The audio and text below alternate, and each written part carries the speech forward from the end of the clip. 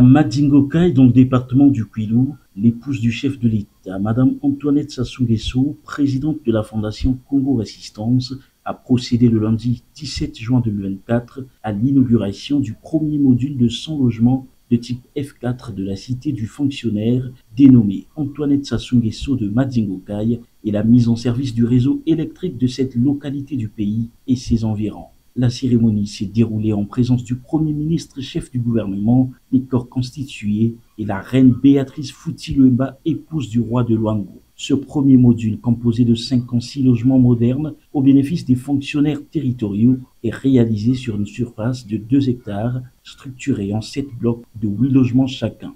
Ce projet, dénommé Cité administrative de Madingokai, comporte 100 logements de type F4 réalisés sur un terrain de 7 hectares. Nous réceptionnons ce jour un premier lot de 56 logements réalisés sur une surface de 2 hectares, structurés en 7 blocs de 8 logements chacun. Les différents blocs sont séparés par des allées de 100 mètres de long sur 6 mètres de large avec des trottoirs.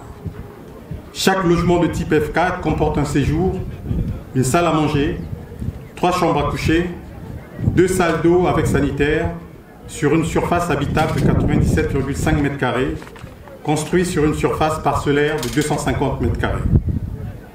Enfin, ce site du premier lot est clôturé par un mur de sécurisation de 560 mètres linéaires.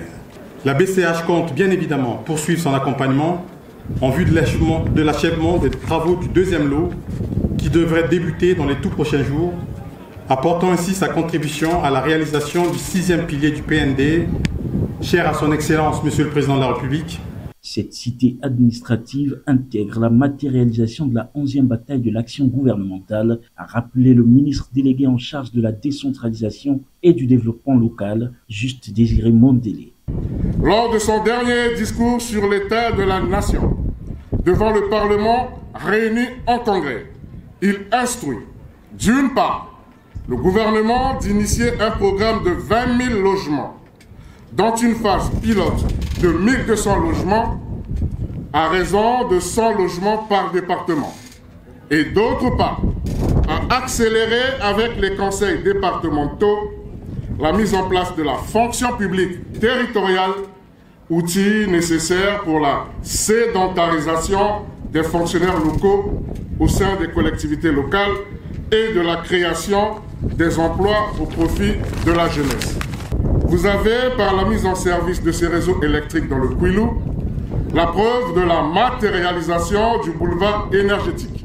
Aussi, vous allez d'ici peu entrer solennellement en possession des 56 logements au bénéfice des fonctionnaires territoriaux.